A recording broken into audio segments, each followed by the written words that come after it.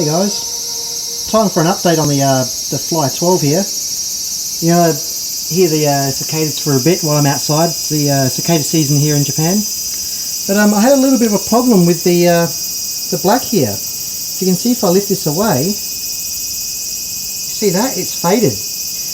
Where it's located here, I get the morning sun maybe till just before midday, and we're kind of, you know, got some trees, and then there's a building on the right hand side, so it's not getting full sunlight all the time, but yeah, it's just a bit of fading going on there. But I contacted Cycliq, and to their credit, they gave me a new cover. So I'm going to put this new one on. I'll show you how we do that, and I'm going to send this one back to them so that they can have a look and see if that's maybe it's a one-off problem. I'm not sure, but I'll let them have a look at it and decide what to do for future production. But yeah, I'll take this off the bike, and we'll put this here on. And also, we're going to have a look at the app, because I've just released the beta version of the app for the Android. So awesome news, and we're going to have a look at that app and see how it works. So here we are, got our new cover and our Cycliq. All we need is a small Phillips head screwdriver. This is a number 0, I think. Looks like the markings are rubbed off, but it's the tiny little one, because in the front we've got 2 screws. So I'll zoom in and I'll show you the fading. If I zoom in that way, you can see there, that black line is where the brake cable or the shifter cable was, blocking the sunlight. So it's really faded to like a brown colour, rather quickly too. But to the credit of Cycliq, I emailed them, and they had the new one sent out really quickly with no dramas whatsoever, so I'm pretty happy about the customer service there. So to replace the front, it's really easy. I was a bit worried when I first saw it fading, that it's going to be a big thing and it's going to have to like send the whole thing back to get it replaced, and you know, if it's an integrated part. But it's actually really easy. It's just the 2 screws here on the front. We'll take one screw out and the second screw out. Look like little M2s or something. Yeah, maybe M2s. And then this one comes off. And you can see there, it's like a heat sink sort of fins to get, you know, some extra surface area for heat dissipation for the LED and whatnot. And then the new one goes on. It's only one way it can go on, because you can see the hole is smaller for the camera. So if we put that one just down on there like that, and we're done. 2 screws and we're finished. So that's all I needed to do there. And my Cycliq is looking all nice and new again. Don't do it too tight, just enough to hold it on there. Don't want to strip those small threads out. Oh yeah, now it's all nice and black again. Look at that. So I'll send this one back to Cycliq, like I said, so they can have a look and see, you know, maybe it's a bad batch, or maybe just a one-off, or who knows. But they'll be able to use this to figure out their process and maybe make some improvements. Now, another thing I noticed was this is the mounting bolt, but it's kind of rusting. I want to zoom in a bit. I assume that would have been stainless steel, but if you look there, you can see it's rusting, and if I turn it up, so I'm not sure if that's just plated steel or there's something weird going on, but that's a little bit shit. I like stainless steel on my bike because it means there's no rust, but you can clearly see something's going on there. So to you Cycliq guys, maybe if you give us a stainless steel bolt in there, stainless steel parts, because this sort of stuff stays out in the weather. I might be able to push that out and put my own screw in. It looks like this screw gets pressed in, and then this little lock ring is what holds it in. So I might be able to push that back out, just tap it out, go down the hardware store and get a new stainless steel bolt and put it in there. So not a big deal for me, but yeah, the rest of the product is really good quality from what I've seen. It's just little details, but you know, it's not a big deal, but just the little details that make that a good product perfect. Alright, so let's have a look at this app. I've already installed it on my phone and I've done the connection with the Bluetooth and stuff, so it's all set up. So I'll start the app.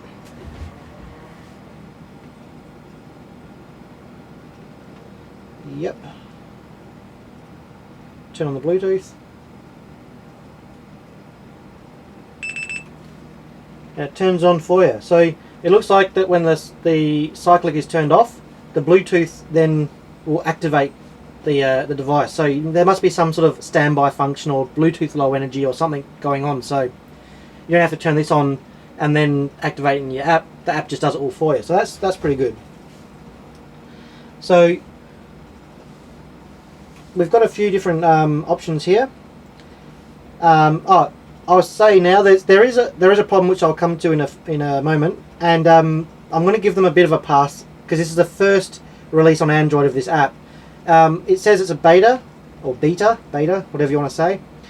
So it is in active development. So we will be a little bit lenient for now. Wait till they get a few updates and iron all the bugs out. But for now, we'll just work our way down the list. So we got Sync Strava. I haven't got a Strava account at the moment, so I'm going to have to set that up and then I can use that. But I can't show you exactly how that works. But yeah, you can sync this to your Strava and it'll you can do overlays with the video and whatnot, which I can't do either, and that's the main problem, which I'll come to in a sec. So then we got recording, so you can start and stop the recording. So you can see the green light's flashing now, so that's saying it's recording at the moment. And then if I turn it off, you see it's gone to a green, solid green, and the beep, so it stopped recording. That's just like an on and off button, just like on your camera, you know, start recording, stop recording. Makes it easy to use the camera as like a kind of a remote function. Review footage. I'm going to come back to that because that's where my problems lie with this app at the moment. The rest of it works fine, but yeah, we'll come back to that and I'll talk about that in a sec. Okay, we've got the alarm here. So at the moment my alarm is disarmed. This is a really nice function that I really like. So say you got your Fly12 on your bike, you go to the shop, you put your bike at the front, and you want to make sure that no one's going to take off with your bike or with the Fly12. So you can just arm that, and you see it saying alarm armed, and nothing's happened so far. But say someone was to take your bike, it's going to move around.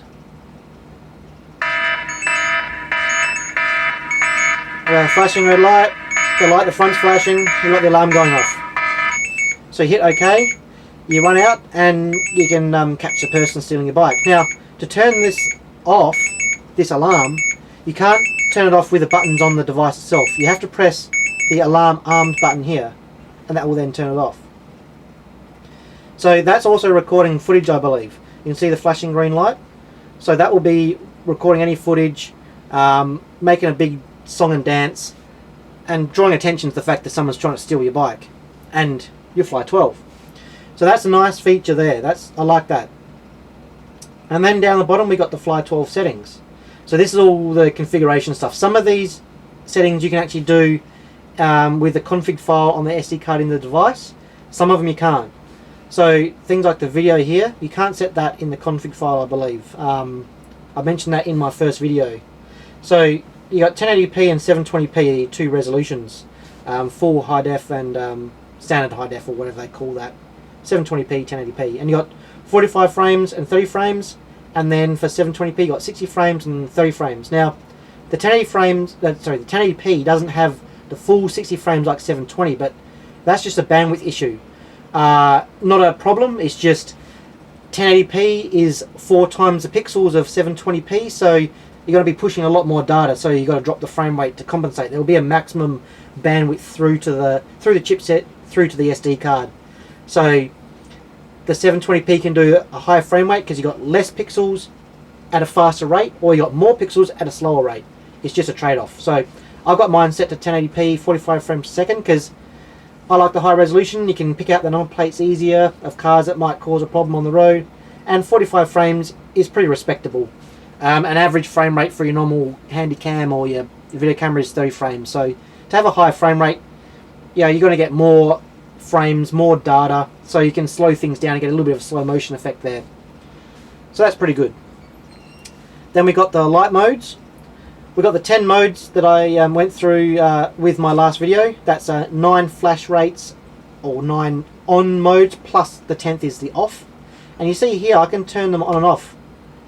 Yeah, I can disable certain flash and certain on modes. That's really good, because if you never use some of these, you can turn them off, so when you're selecting them on the button on the back of the device, you don't have to skip through all the available modes. You can just, if you only use the constant mode, you can just leave those 3 on, and maybe the off, and then if you select through here, it'll only scroll through the ones you got turned on. You don't have to go through the whole list. So that's a nice feature. I really like that. One more thing that I would like to see though, and I mentioned this in the last video, is maybe a custom sort of thing. So I don't know if there's any legalities about the flash rates or the way that the light is set up. I've heard that in some countries the rear red light has got certain flash rates that it's got to comply with, or certain brightnesses and stuff. I'm not sure what the go is with the front, but it'd be nice to have a custom mode where maybe you can have maybe 10 slots, and then you can set the brightness and the duration for each slot. So maybe the duration could be quarter second, half second, 3/4 second, 1 second. And then on that slot you can also set brightness for off, low, medium, high. And then you have that little block, and you have that repeated 10 times. That way you could set up things like, I don't know, like an SOS or your own custom flash rates. That just turned off the turned itself off. Okay, so, and that would make it like a little bit more versatile. So like I said in my last video, if you have the flash mode and you have it set to the high, it's on and off, and you get a real strobe effect when it's a very dark area that you're riding through, and that kind of makes like a disco effect, and it can kind of make your eye, like mess with your eyes a bit, and when it's dark you don't see anything, but when it's bright then you see everything, and you get a staccato effect rather than a smooth view of the motion of what's going around. So it'd be nice if I could set a custom where I can go high medium rather than high off. I'm sure they can do that maybe through the app. You can do like a custom mode. I'm not sure how it's programmed, but if they could do that, that'll be great. But apart from that, it's a nice system.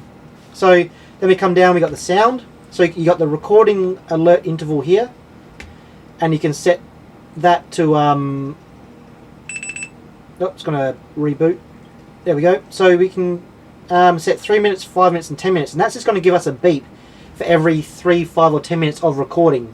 So it'll tell you, okay, we've recorded for 10 minutes, beep, beep, beep, or whatever, and then we're starting another 10-minute block, or 3 or 5 minutes. Or you can have it turned off. I've got a big SD card, I don't care. It rolls over the recording, so I've got it turned off. But the feature's there if you need it. And then you got the sound volume level, and that's the volume of all the other user interface. I've got mine set to 5, so I can hear it, when trucks and cars are going past and whatnot.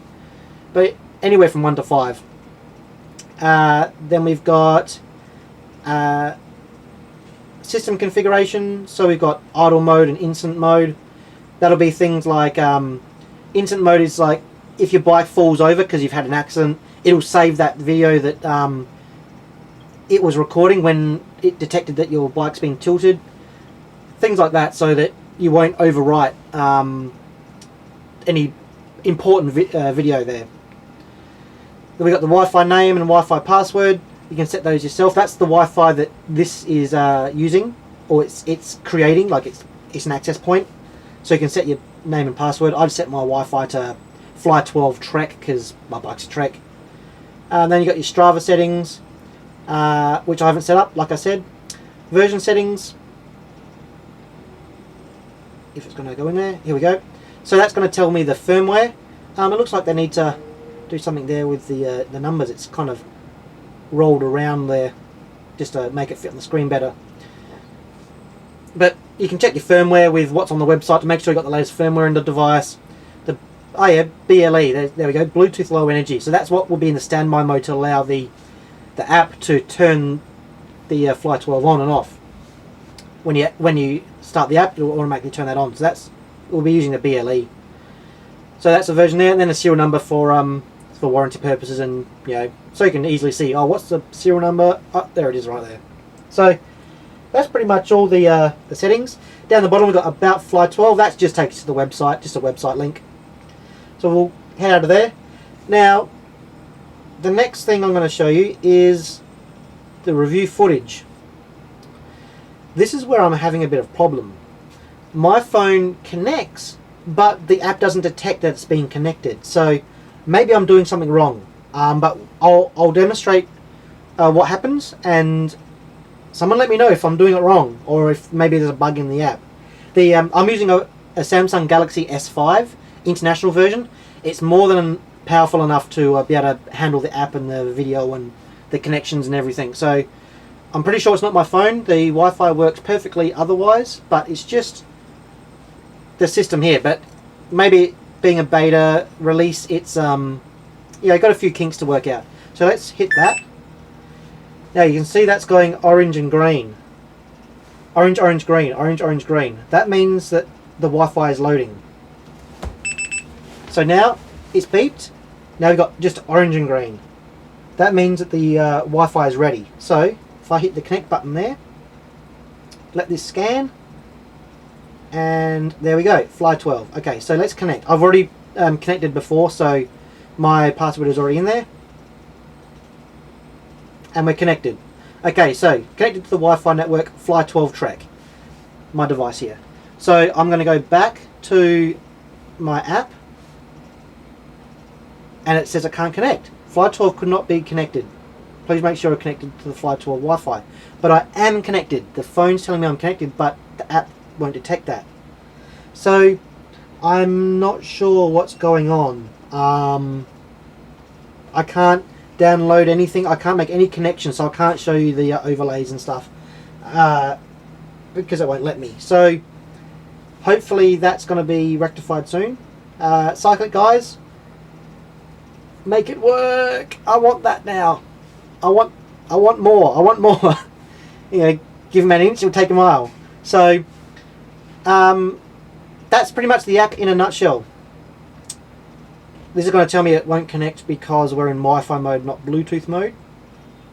But let's see what it does.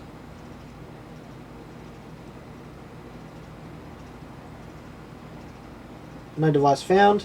So if I then turn off, or I hit the Wi-Fi button. Oh no, I'll hold it in. I don't want to take a photo. Okay. So let's hit that button. What's going to happen?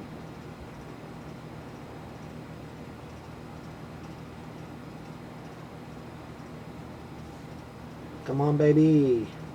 Let's just connect to my home Wi-Fi. Okay. Connecting. And it's connected through Bluetooth. And here we are. Okay, so everything works with the Bluetooth. The Bluetooth is perfect. Let's start the recording. Yeah, we're flashing, so stop the recording. It's going to beep at me. There we go. We've got the alarm working. Oh, I just had a crash.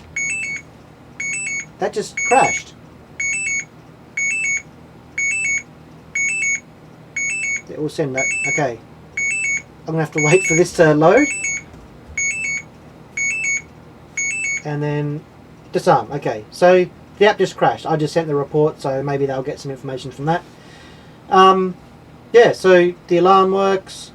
You see that's recording, like I said. It will record just to maybe catch the thief on camera or catch some evidence. But yeah, so I'm going to give it, I'm still going to give this a thumbs up. The warranty support was fantastic. They sent this out with no problems whatsoever. The replacement one.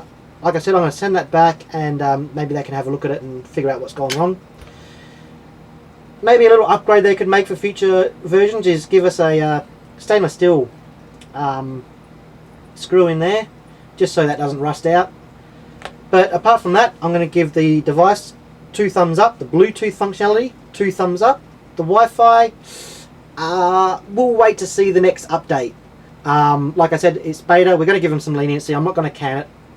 Other than that, it's a very good product still. I'm still very impressed. finished recording from that that alarm. So yeah, I still recommend it. It's still a really nice piece of kit. All right, we'll see you next time, and I'll give you an update if anything happens with that Wi-Fi. We'll do a real quick review on that, and the Strava when I get that connected. All right, see you next time.